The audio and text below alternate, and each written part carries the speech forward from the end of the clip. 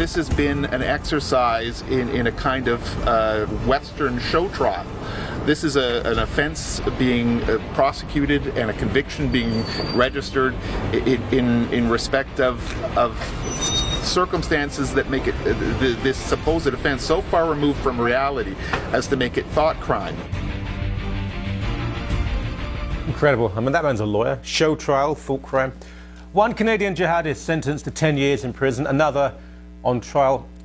What makes young Muslims, given the best of lives in Canada, the US, Europe, Australia, want to give everything up to kill anyone they consider enemies of Islam? Marc Labouille is from Point de Bascule, The Tipping Point, a Montreal-based French-language web magazine dedicated to exposing Islamism. He joins us now from Montreal. It is strange to me that countries that provide these people, young people usually, with health care, education, welfare, tolerance, even love, acceptance, and yet some of them, it's a minority, but the first thing they want to do when they reach maturity is cut people's heads off. What is going on here? Well, definitely, I think we can call it radicalization, and that's the name of the game, and how to identify where they are being radicalized, and identify also the players that are the incubator for this form of radicalization. When you read about what Mr. Orsi, the background, you see they literally said in the article this morning that he came from a mainstream Muslim family. Yeah. So, okay, so we got a mainstream Muslim family. We're having police forces, we're having institutions that are doing outreach programs with some organizations that, for many of them, have links to funding terrorist-linked organizations. But anyway, what we're having is a huge, huge problem, because can you imagine the resources that were needed to be able to capture this individual? That means one person full-time to be able to create the conditions to gather the right evidence to be able to bring him to court.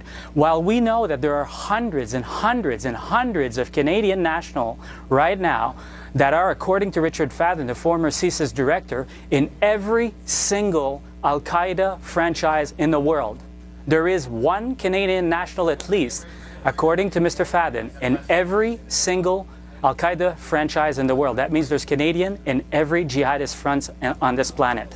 Now, there's a photograph in the newspapers today of a man who was raised in Australia, and the pictures are obscure generally, but he's holding a severed head in each hand.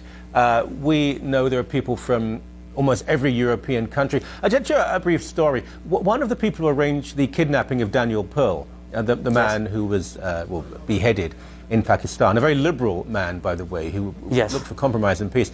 One of the people who helped to arrange that was from my hometown in East London. I went to the local state school. He went to the local private school. His parents had money. He had everything he wanted in life.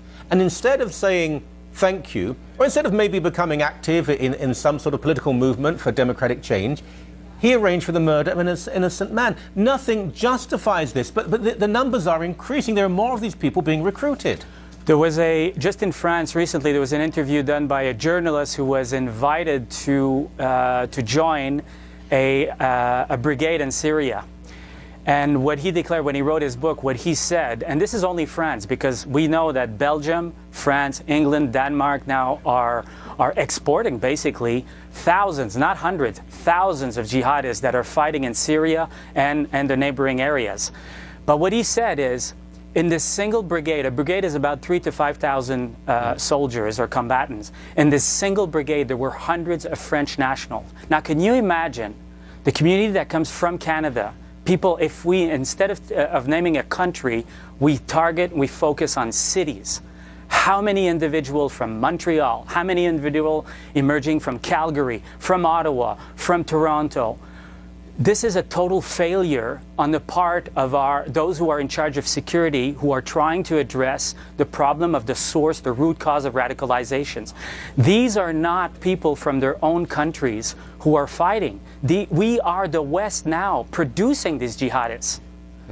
It's a huge problem. So the Wiesenthal, there was a group from an international leadership from the Wiesenthal Center that was in France at the beginning of June. And they were over there because that was way before the conflicts between Israel and Hamas. They were over there because They were concerned of the rise of anti-Semitism caused by the combatants coming back to France. But what they said was very interesting. This is the first time we hear something so clear. They said that the problem is in the leadership of the Muslim community in France.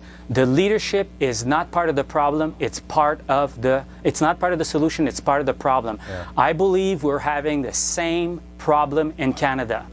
Everything points out to the core organization. For example, recently, one of the leading Muslim organization in Canada is called the Muslim Association of Canada. Yep. A key director of the Muslim Association of Canada on December 2012 was arrested because he tried to kidnap a young toddler in broad daylight in exchange for a $500,000 ransom. Yep.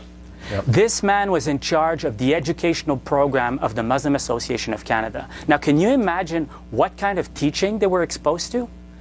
When you look at the background of this organization, they keep on inviting not just radicals, ultra-radicals individual. Sultan Solana, they invited Ekrima Sabri. These people are recruiters of martyrs. Yeah. They are recruiters of young people. They teach exactly what we fear the most. Yeah.